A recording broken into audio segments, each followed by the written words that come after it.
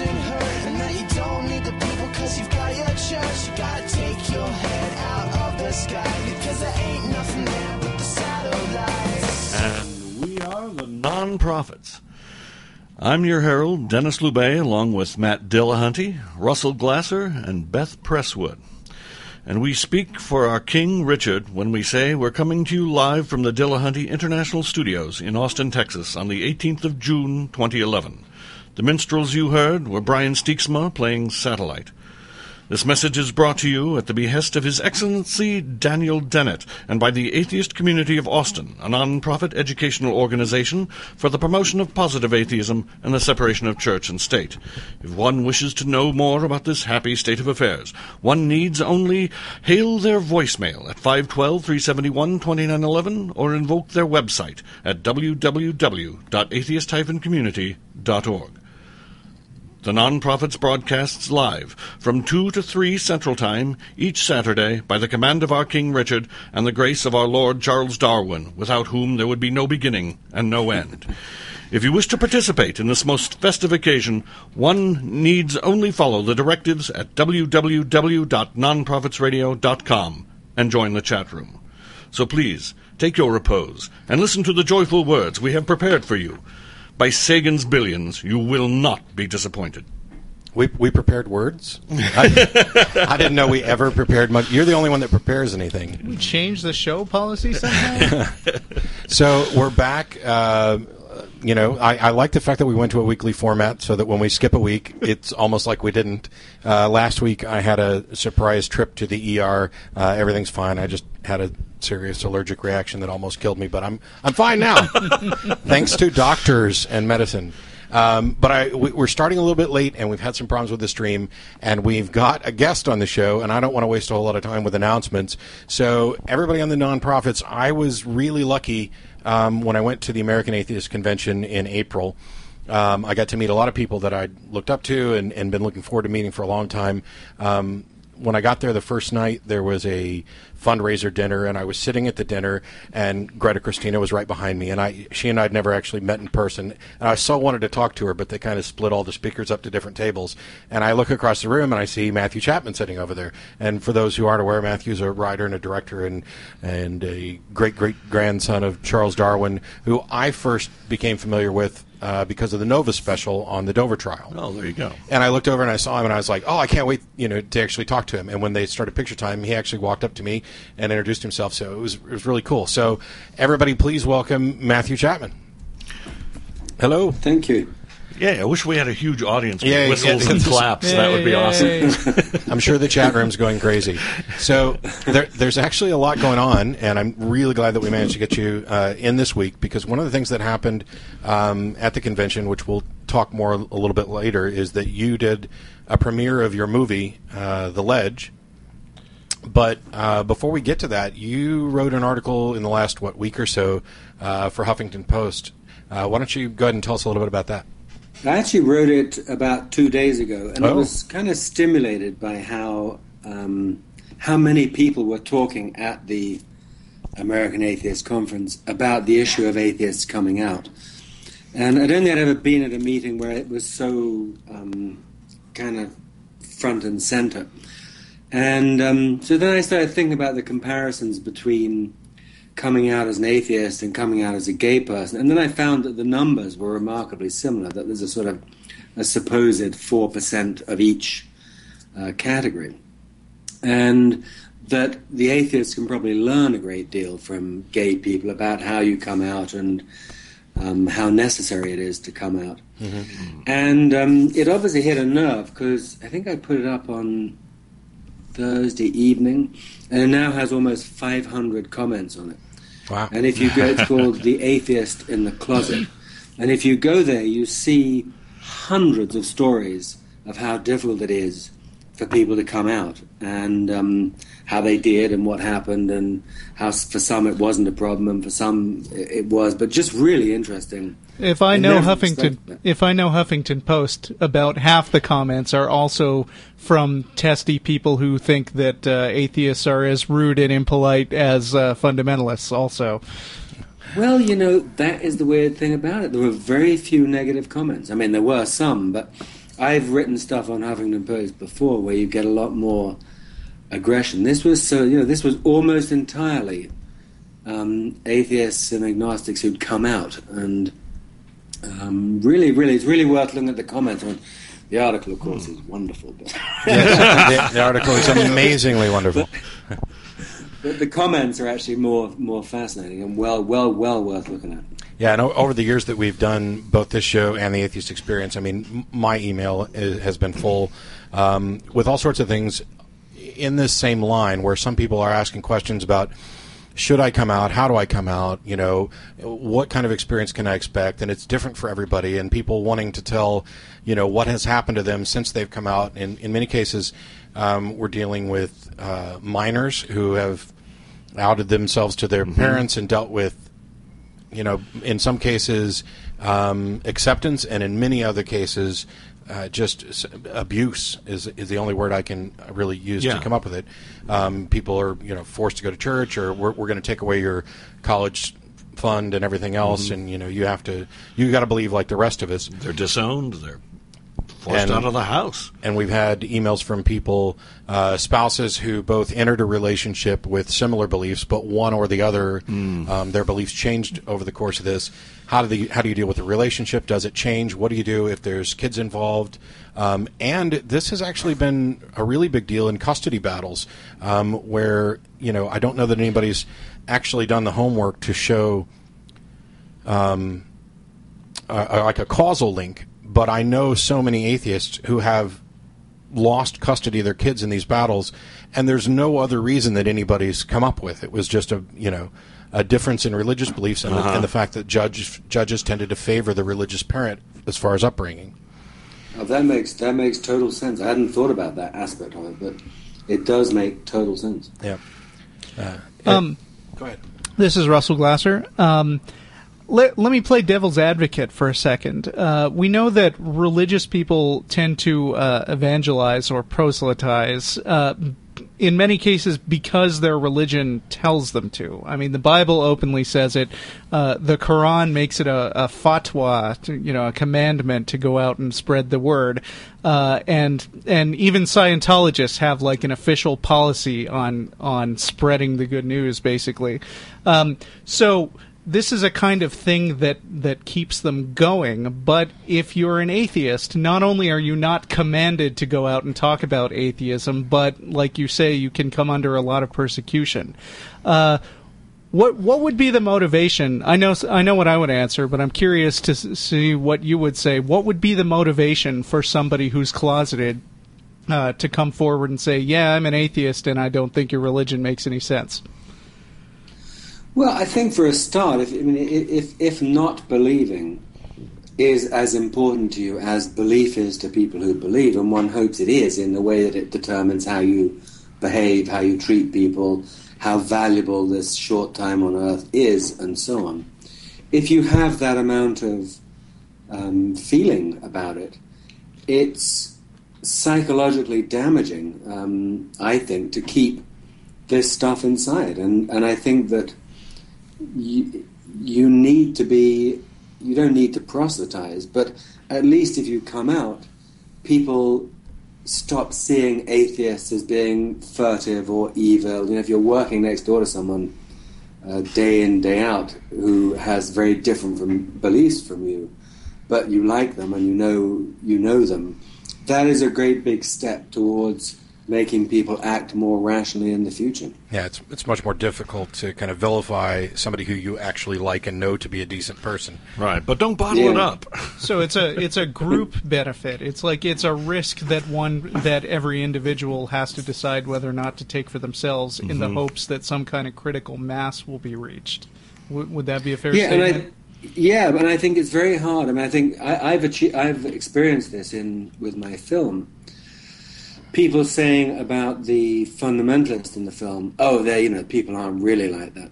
There's a sort of a discounting in this country of the enormous number of people in small towns across America that aren't New York, Los Angeles, or Chicago. Yeah, and that's right. I've been in these towns, researching my books, and of course there are people like this. There's a tremendously oppressive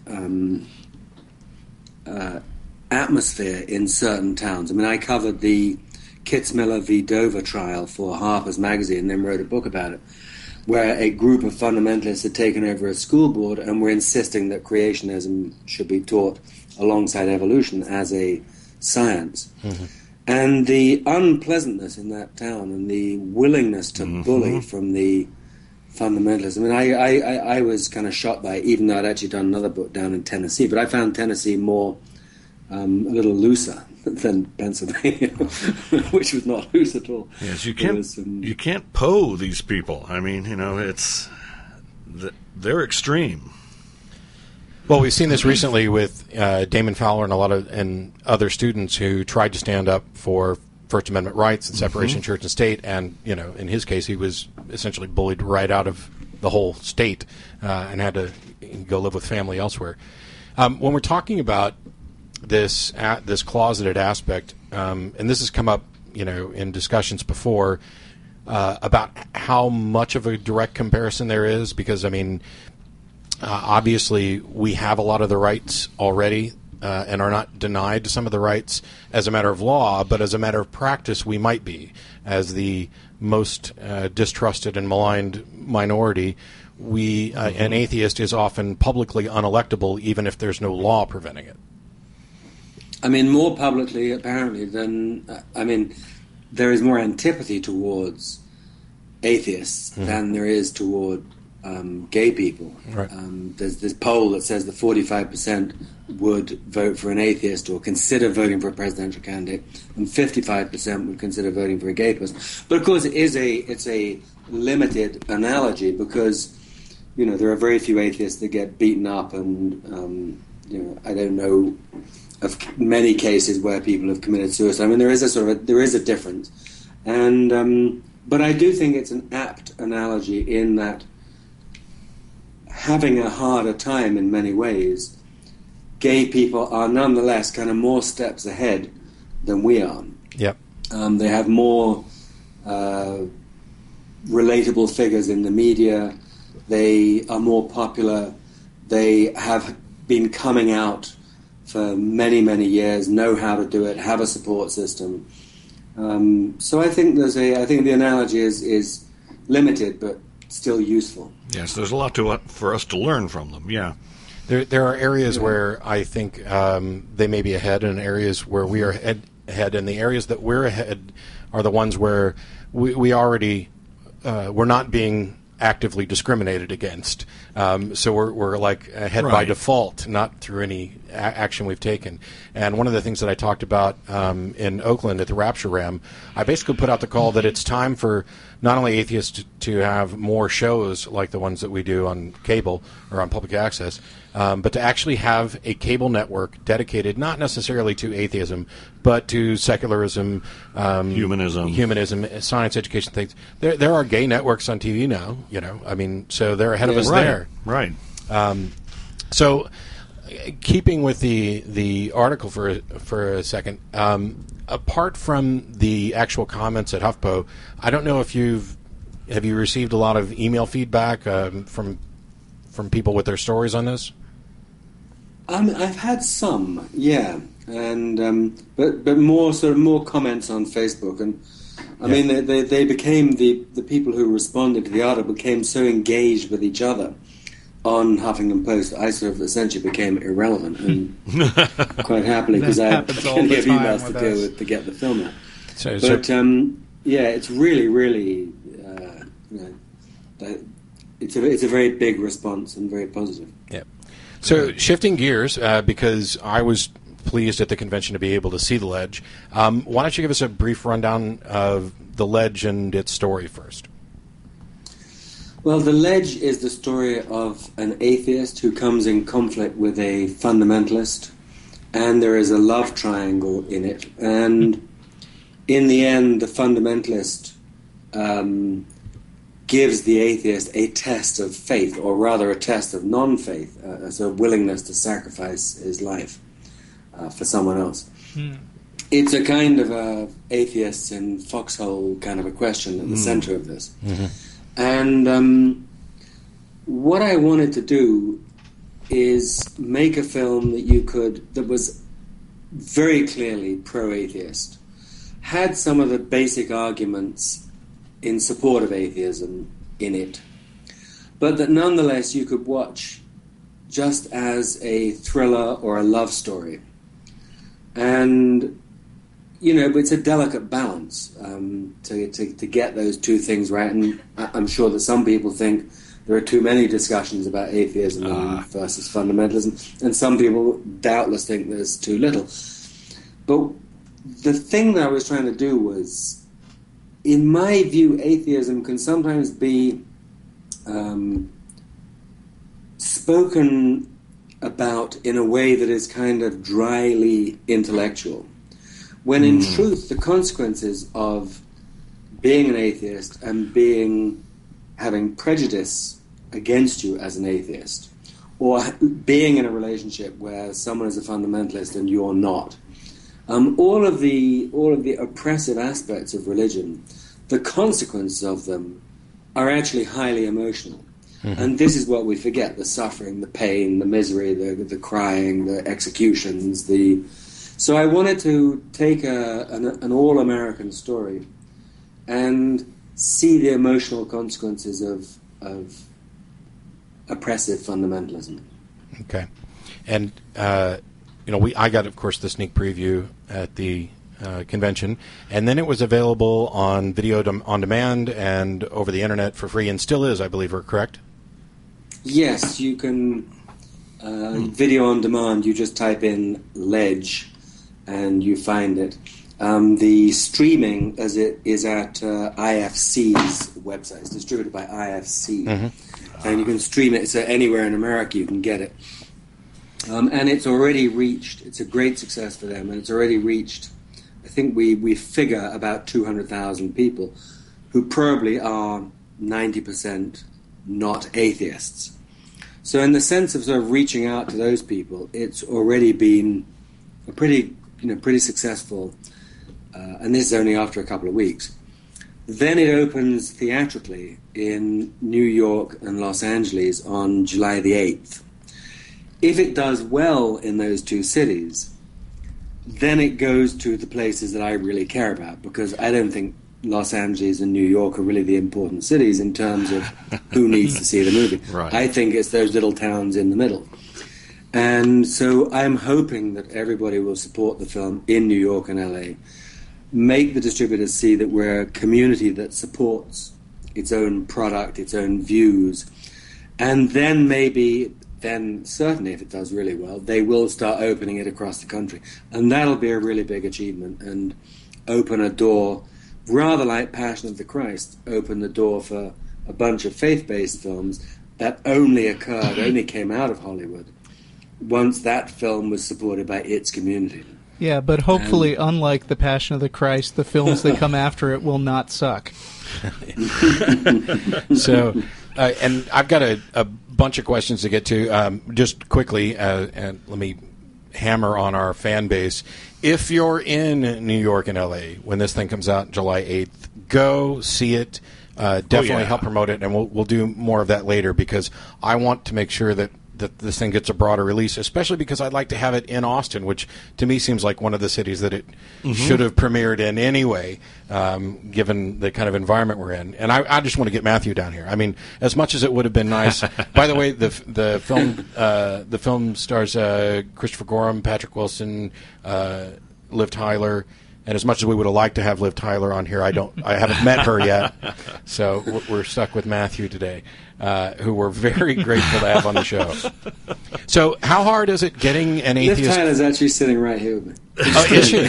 Sweet. Well, tell her I loved her work. So, how hard is it to actually get an atheist film made in Hollywood?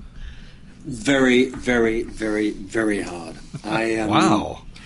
It was very hard to get anyone to be in it to begin with. I mean, particularly women actors, I'm afraid, shied away from it. I had a number of very negative comments from women.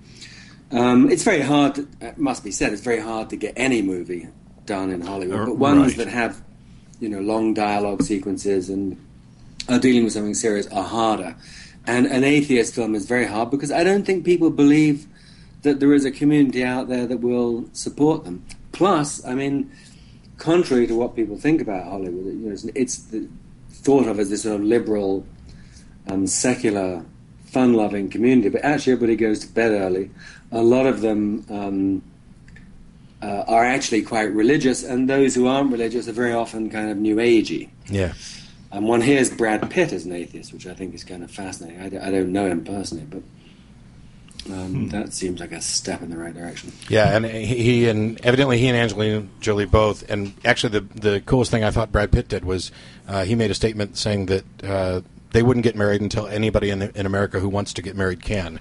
So, you know, not necessarily a religious statement, but their support of gay rights has actually been. You know, I think that was a brilliant ploy to wriggle out of commitment. It may have been. Yeah. When you were casting, did you go to the celebrity atheist list?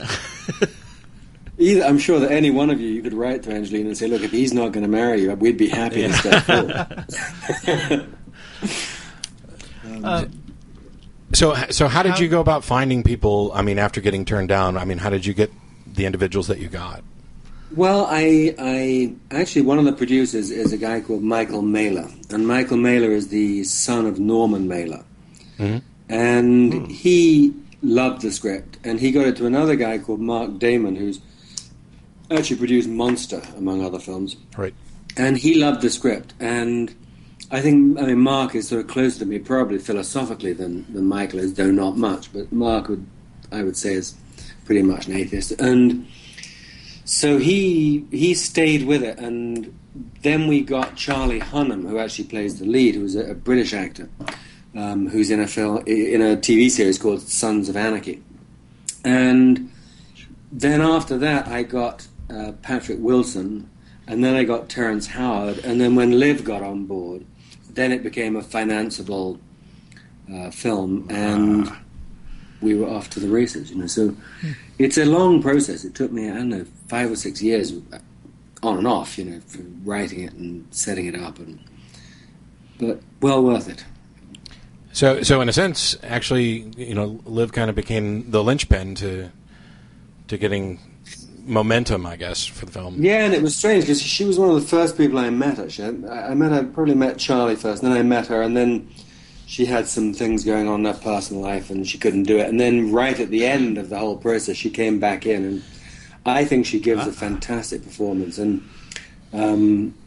it's very interesting. At the American Atheist screening, as you may remember, there was a woman there who said, "Well, I don't like what she was because she was so submissive," which, of course, is the entire point of the character. But I've also had people, more people, more women come up to me after screenings and say, "I was married to a man like Patrick Wilson who plays the fundamentalist, and it was a wonderful portrayal of an oppressive relationship."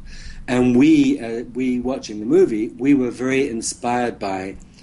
It was just a 5-second close-up of Liv looking at her husband, raising her head a little, and walking out, and rejecting the whole concept of submission, I think. Yeah. And that is what film can do in a way that books can't, is to sort of, just a 5-second close-up can actually be deeply inspiring to people in a way that no amount of words can, although words can obviously be more intellectually informative. There is a place for stuff like this. Yeah, and that actually kind of raises an issue. First of all, when I watched it, I love the fact that there was nothing simple about this. The characters aren't cookie cutter. There's not nobody is really the good guy except within a specific context, and so the characters have some depth. And Liv, of course, is immediately engaging just as soon as she.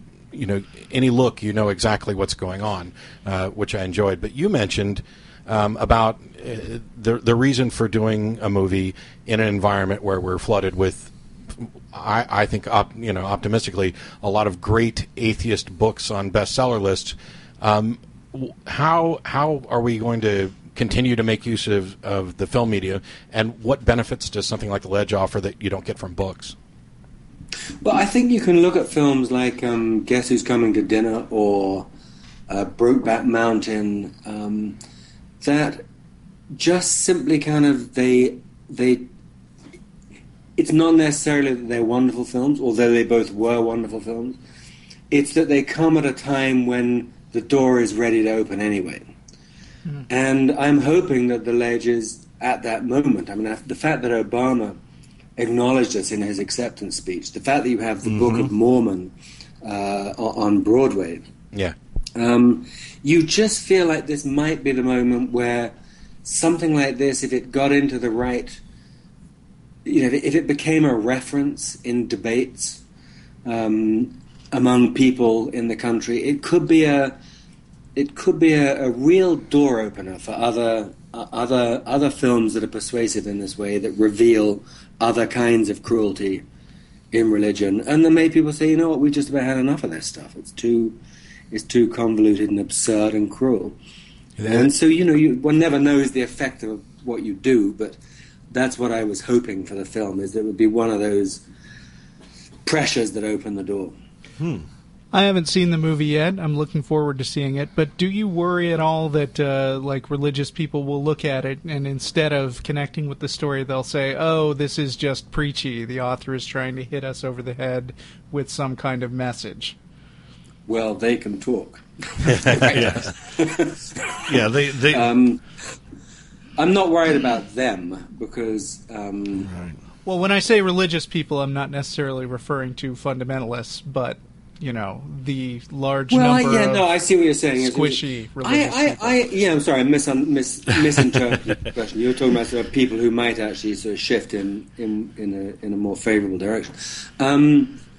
I'm not, because I think that you see very clearly that the atheist is very flawed and the fundamentalist is very flawed, and that both of them actually have both good and bad qualities, as people do in life. I mean, it was very interesting I was thinking about it the other day, being at the conference in Iowa and showing my movie to you guys, and having some people like it and some people not like it, as is the way always with a movie. Right.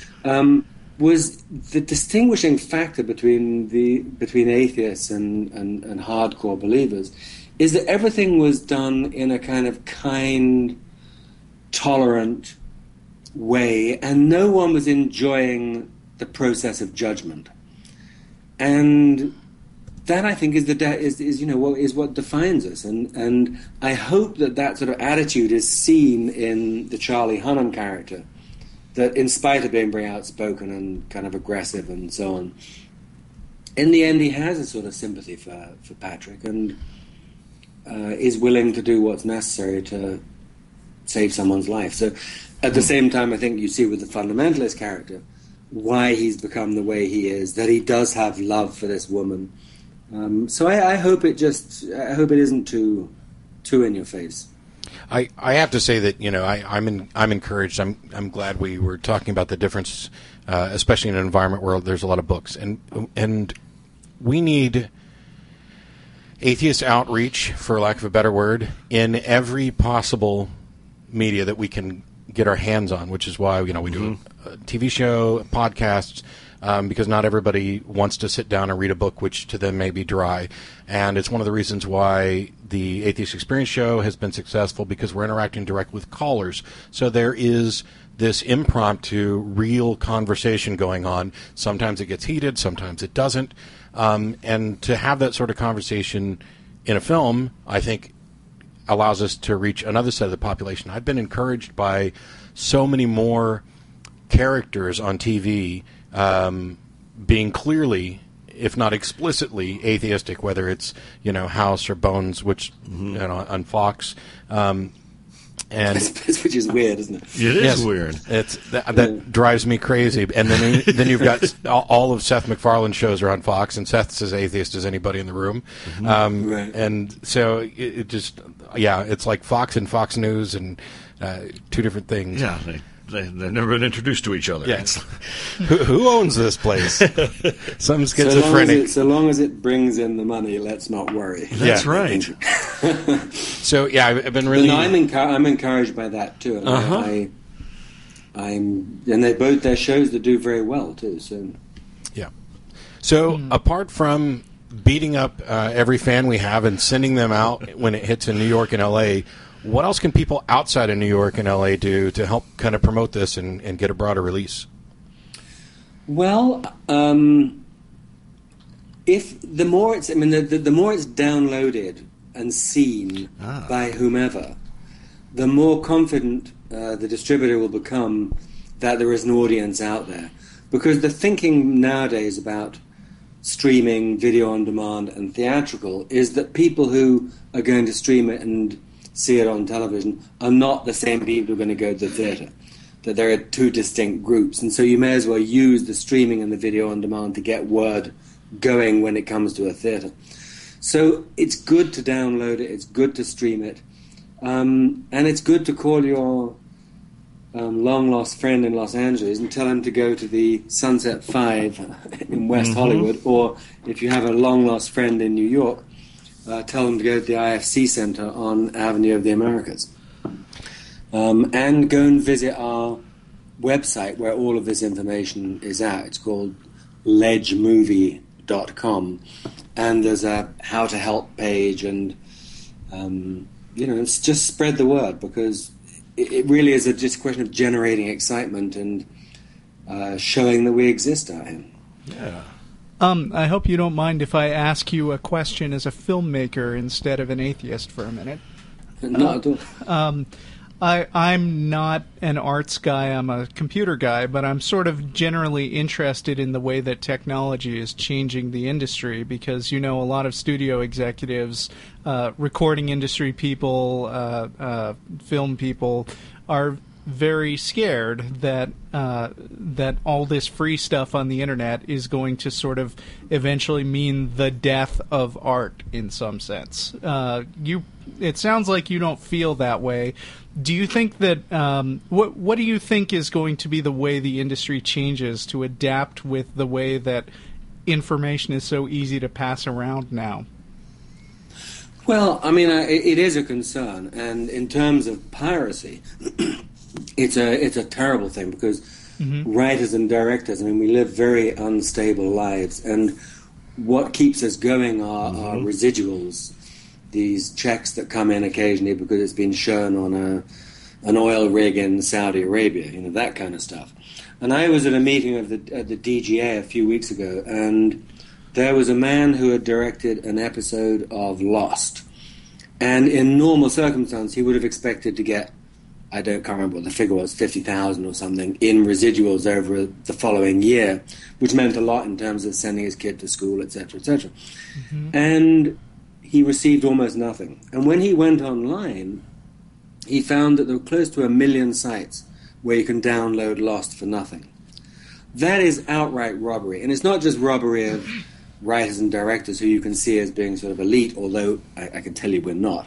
But it's robbery of all of the carpenters, mechanics, guys who drive trucks, etc., who work in the movie business, and all the caterers and all the communities that are supported by the movie business.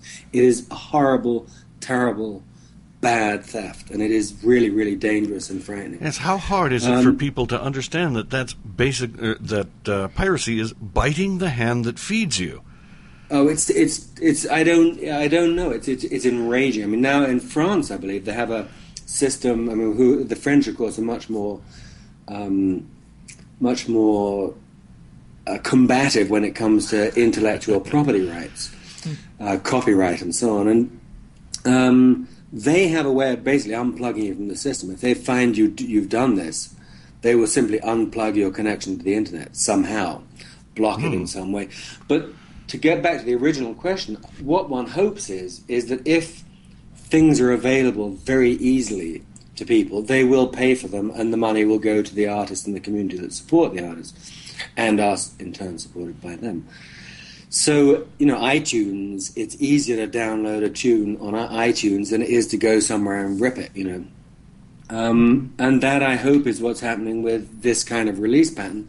And for me, I just wanted to reach as many people as possible. And what I feared was that if we just had a theatrical opening and our community didn't support it, in the two cities where, in a way, we're weakest, because in the more sophisticated cities, the less. I mean, I don't know about you, but that's what I find in New York.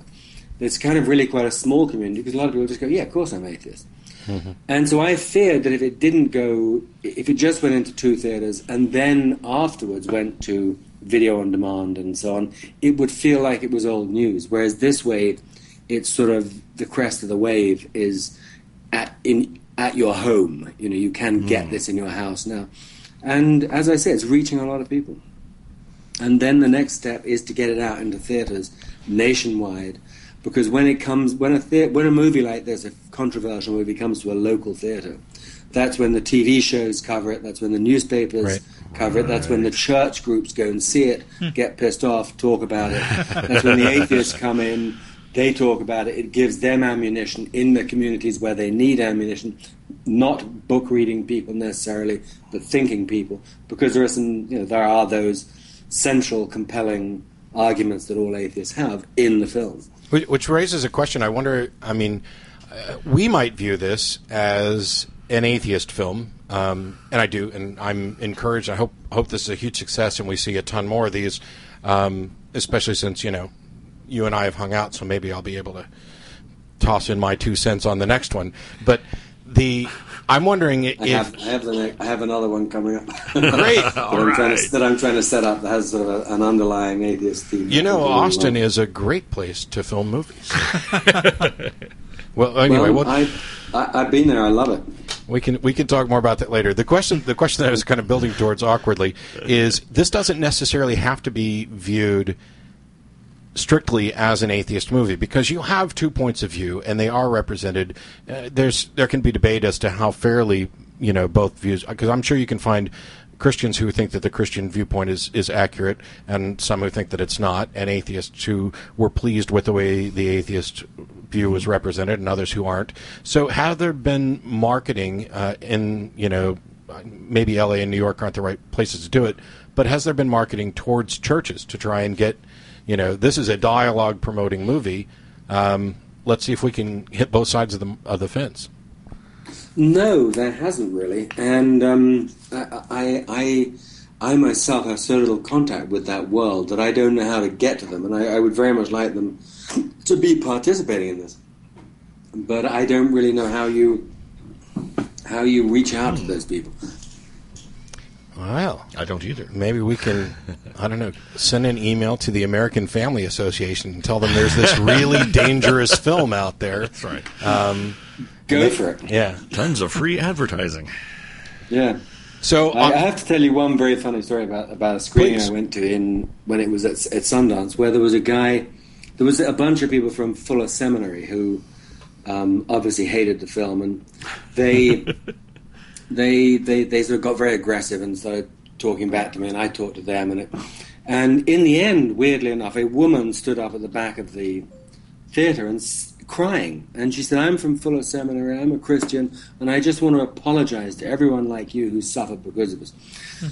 They then wrote about it in their Fuller Seminary magazine, and at the same time I got a review from a guy who calls himself the culturally savvy Christian, sort of denigrating the movie because the fundamentalist was too broadly drawn in his view. Then he got into an argument for some reason with the Fuller Seminary guys who had gone too far for the quote-unquote culturally savvy Christian. And he wrote to him and said, well, actually, I was going out with this woman after I got a divorce. And when she went home and told her father that she was going out with a divorced person, he pulled a gun on her. Oh. So on the one hand, you have people saying it's too outrageous, the portrayal of the fundamentalist, he's too extreme. On the other hand, you meet an awful lot of people who've had these encounters. Yeah. So it's. Right. I think there's going to be some very odd reviews coming out that'll be that'll have a sort of undercurrent of something that isn't stated. Well, I had on the surface. I had a great time, and I was lucky enough. Matthew and I got to go out drinking a couple nights, which really put me in a bad place when it came time for me to speak at the convention. But the comment that I made on it was because you had mentioned some of the criticism about Patrick's character, the fundamentalist, and the comment that I made to Matthew then was, I watched it, And everything that the character said is something that is accurate and applicable to some group of fundamentalism, to some group of Christianity. But there's something indescribable for people who have lived their entire life surrounded by those people. There's an indescribable quality in the manner in which they say those things and in the way they shift gears from being saccharine friendly to hostile, that I think Patrick did a really good job of trying to get, but it's one of those things that you're always going to feel is just kind of slightly off. And when you mix these very subtle different phrasings, for lack of a better word, from one sort of fundamentalist sect to another, as a condensed message, I can see where somebody might think it's overly broad, but I don't think that's the case. I think it's an honest compilation of fundamentalist Christianity in a broad spectrum in one character. So I was fine with it. Next time I write one of these, I'm going to run it by you first. That's for sure. Someone who's been there, yes. He's actually based on a character who I met in Tennessee when I did my first book, Trials of the Monkey. Very, very like this, who was doing good work, visiting kids in hospital, very kind to his wife, etc., etc., etc., and then had this very dark side. I mean, hell, the whole concept of hell, that someone looks you in the eye and says, you're going to burn for all eternity in hell.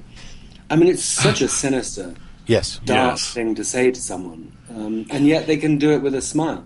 This is the great puzzle to me.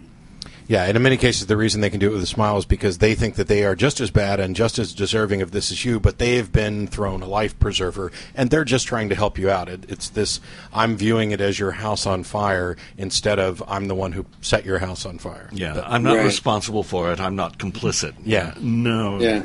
And I'm not even making a value judgment. It's all beyond me because God is the ultimate arbiter. So, quickly, to kind of wrap this up, we're going to move on to some news bits before we close out the show. I know you probably don't have specific details, but you do have other things in the works you've hinted at. I didn't know if you wanted to comment on that in any way, or what your schedule was as far as any other speaking engagements or maybe even private showings at other conventions coming up. Nothing in the way of showings at other conventions. I'm trying to do everything through the internet and reach as many people as possible. So we have this very good website that a friend of mine called Johnny Montserrat put together, and that is ledgemovie.com. Right.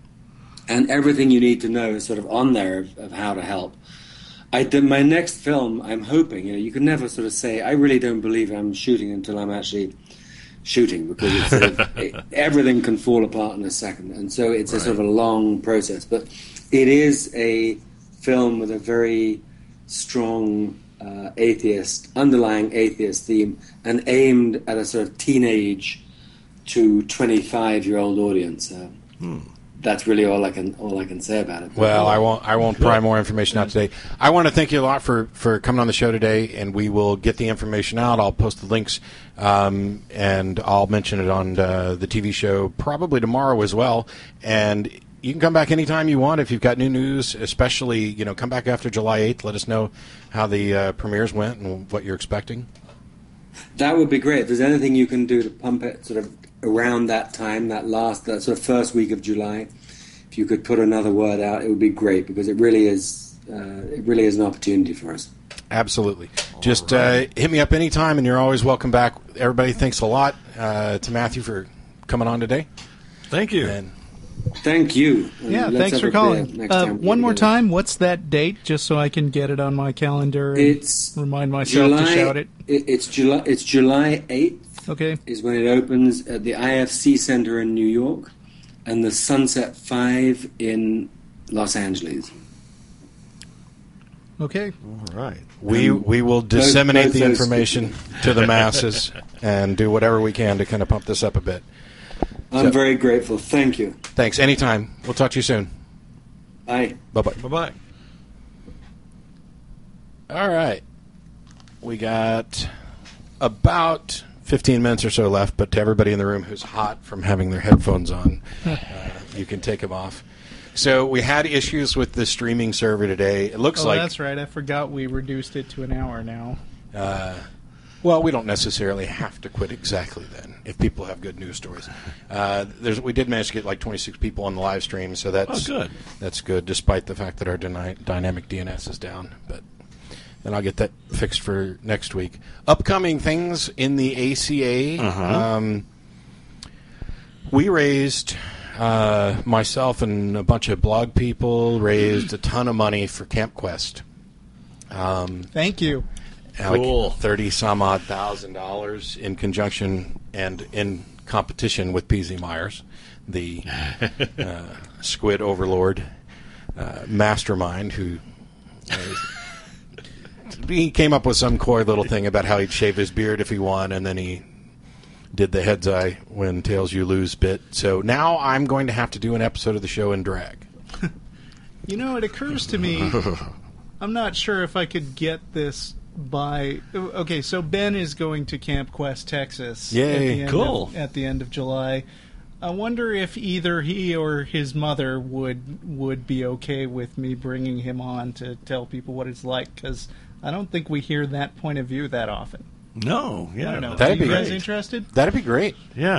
After camp's over with, if Ben wants to come on Nonprofits and talk about what he did and how much I he mean, liked he's it. never done a public appearance ever, and the way things are, I'm not sure that it's even a good idea. But Well, he did the... We have a recording of him doing the intro. That's true. From 3 years ago. Ooh, cool. Right.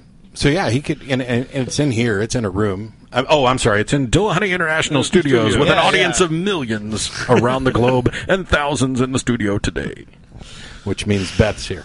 In beautiful Austin, Texas. It is beautiful.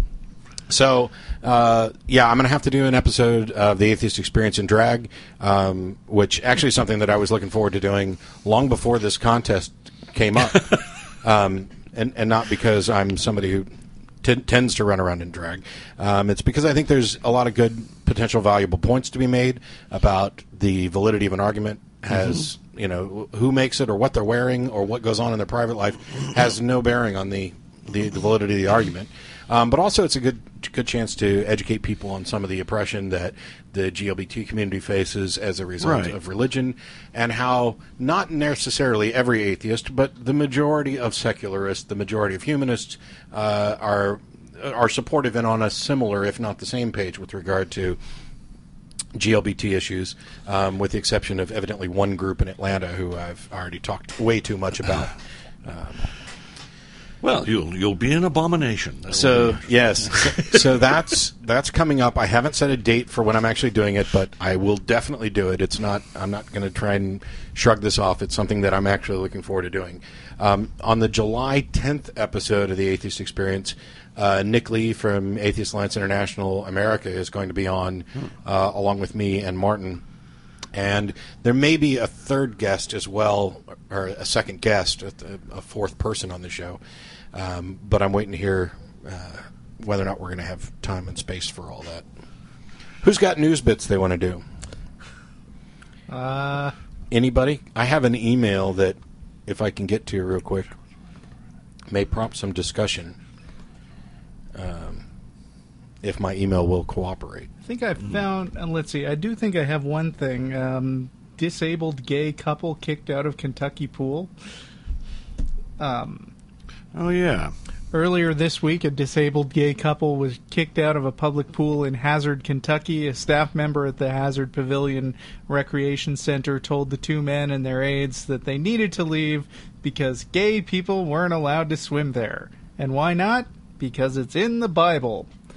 Should have also Right. kicked out people wearing swimsuits made of two kinds of fabric, right? Swimming pools mentioned in the Bible anywhere? Yeah, I don't think so. The two men who were developmentally and intellectually disabled arrived at the pool, accompanied by staff from Mending Hearts Incorporated. The organization provides support for people with certain disabilities and helps guide their behavior in public. Neither of these young men was exhibiting inappropriate public behavior, as witnessed by their direct support staff, said Julia Euler-Spiegel of the Kentucky Equality Federation. Blah. Wow. So, You're not allowed to swim here. in more religious stupidity about bashing gays, Taylor Campione and Kelsey Culpepper, 2 lesbian women from Minneapolis, were recently scolded by a Target Field security guard for what they called a brief kiss. After seeing the quick peck on the lips, the guard told the women that we don't play grab ass here and that they must adhere to the 10 Commandments while at the stadium. Well, like Duke Nukem says, your face and your ass, who can tell the difference? So I guess that was that guy's problem. I guess. The security guard has since been reprimanded, but continues to work at the stadium. Of course. Because, a slap on the wrist is appropriate for rampant ignorance. I can't even... also, in the raising money thing, Hammett met over at Friendly Atheist, there was some church vandalism that took place in the last week. He posted... Some Pastafarians, evidently... had spray painted "Praise the FSM" on a couple of churches in where was it? Oregon. And he got wind of it and decided to create a little web-based chip-in fund to raise some money to, repair the damage. That's a good idea. And I posted about it on Facebook. Inside of 24 hours, I think we'd raised about $2,500. That should probably clean it up. The churches turned down the money, but they were grateful. It wasn't a nasty thing. They just said, we managed to get it taken care of, and the money's going to go to the Foundation Beyond Belief, a secular charity, instead. Okay. But there was actually some disagreement over whether we should, raise money to help clean this up, but it wasn't for the reasons that I would have expected. I would have expected somebody to say, hey, look, I didn't have anything to do with this. I don't endorse it. I'm not paying to clean it up. I mean, that is at least,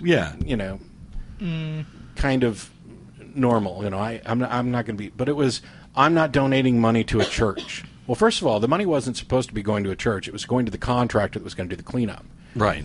And then the responses, some of the responses were like, well, they haven't done anything to clean up the billboards that were vandalized. And I'm like, isn't that the point? Yeah. They should have. Aren't we showing that we're the better of the two? Maybe aren't we propagating a meme that might change the way people react on these things in the future? Aren't we trying to set an example? If I put a quick video up on YouTube, but if I keep calling out the liberal and moderate Christians for not being vocal enough about the fundamentalist asshats who they claim off to the side don't represent. We're not all like that. Yeah, why aren't you going after the Phelpses and the Falwell's deceased, but Pat Robertson, et cetera? Why is it that you leave it to me to do, and then you quietly sit over there and go, yes, they don't represent us. We're not all like that. You guys need to be vocal. And when you have people vandalizing atheist billboards, and you're of the opinion that First Amendment rights with respect to free speech apply actually to every fucking person in the country and not just those of you who are in the privileged majority, then you should speak up and denounce these things and maybe offer to lend a hand. Right. But all we hear is silence. Atheists. Property damage isn't cool, okay? I mean, if you do it, then you are committing a wrong against somebody and you don't have the moral high ground. And that causes people to have sympathy for the churches that got vandalized, including us. Yeah. I mean, having a church isn't illegal. Promoting a message that you disagree with isn't illegal. And you don't have to agree with somebody to support their right to do what they do without harassment. Yeah. And that applies whether we're talking about Christians or Muslims, which is, a big controversy generator, or anybody else who's full of nonsense, but not directly and immediately hurting anybody with their nonsense. Yeah. And it sucks because it puts us in the position, why is it that atheists are the best, most vocal protectors of the free speech and freedom of religion and freedom from religion that applies to everybody? I don't want to be in the position where I have to keep coming on the nonprofits to defend the Phelpses because they're a bunch of assholes. Right. But they have those rights. And likewise, I don't want to be spending my money to help repair churches.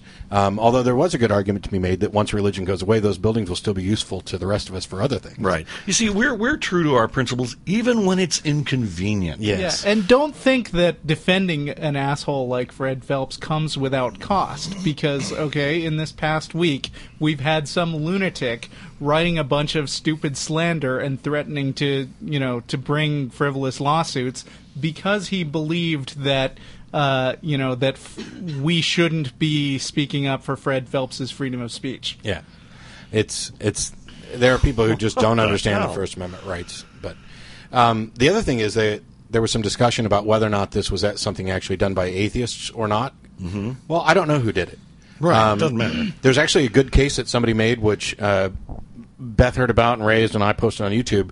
There's a strong likelihood that because of the kind of personal nature of this, that this could be kids that actually attended the church who are being forced to, despite their disbelief, to continue and going to church and then acting out like that. Yeah, they're taking vengeance. I don't know what the reason is. All I'm saying is that from a PR perspective, the vandalism, whether it was attributed to atheists or not, does us no good.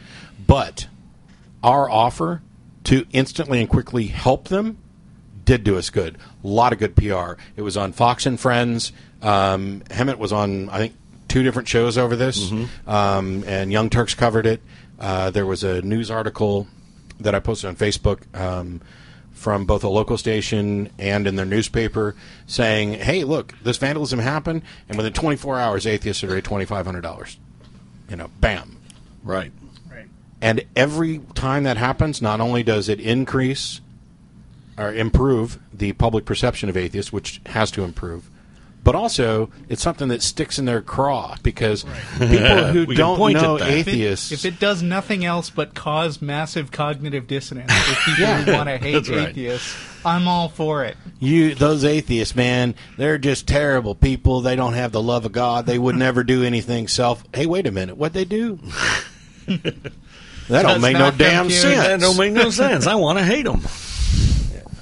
And, yes, I realize that not all fundamentalists speak redneck as well as I do. Right. But it helps. So, I got this email yesterday. So, it's from a listener in the UK who I won't name because I don't see a permission to name him, but there's a really nice New Zealand-based comic called The Dead Philosophers, who recently hosted a link on their site to the Salvation Army website and their Canterbury earthquake appeal. In one of their updates, the Dead Philosophers asked that if any of their readers had ever thought of donating money to their comic, that they would rather all the donations go to help the community at Christchurch, New Zealand, which had just been hit by a devastating earthquake. Right.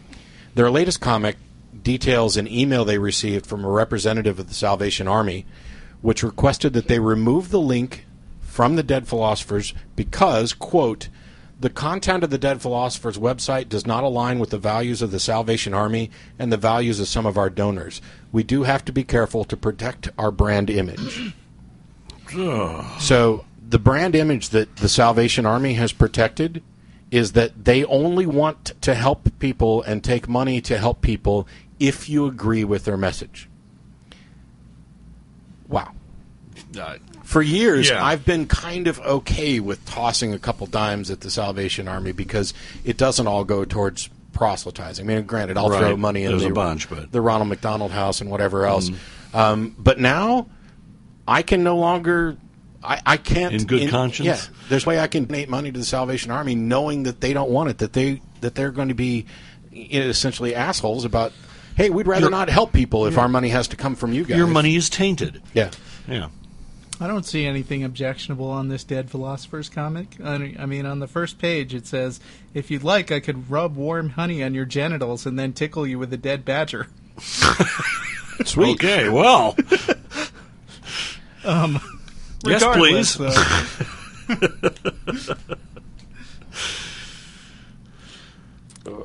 Any other last-minute news before we close out the show? Oh, there's something happening within the ACA, which I'm not going to give too many details about now, but for those of you who've been following the group for a long time, in addition to both of the podcasts, we've had a building fund for a number of years, and we're trying to either build or buy a building in the Austin area to use as the ACA library, a place to potentially host the shows if we lose the studio in the fall, which we may. I can't say for sure that we have a building, but we are in the negotiation process of actually purchasing a building. Whoa, cool. And as soon as we'll have some kind of grand opening and do a show or two from there. And once the building's ready to go, the nonprofits will be moving to that building so that there's no more cancellations just because my schedule doesn't work. Right. We'll have the system set up. I've got a guy who's willing to intern for us. We'll teach him what's going on. We'll have dedicated systems that are up all the time and ready to go, and we can stream live from there. And instead of driving over here on Saturdays, we'll just drive to the building. Cool. So, looking forward to that. Anything else? Does anybody have last-minute stuffs? I got nothing. Dennis, I'm all out. close us out. All right. Well, those were our words. Perhaps not as poignant as those spoken by the Hitchenites and their stricken lord, perhaps not as clarion as those of the Herassians, but they are our humble best, and spoken at the will of our king. And it is by his order that I, Dennis Loubet, along with Matt Dillahunty, Russell Glasser, and Beth Presswood, Bye. are charged to bring you another episode of The Non-Prophets in but 1 week's time. So until then, we leave you with our minstrels who will play for you Satellite by Brian Steeksma.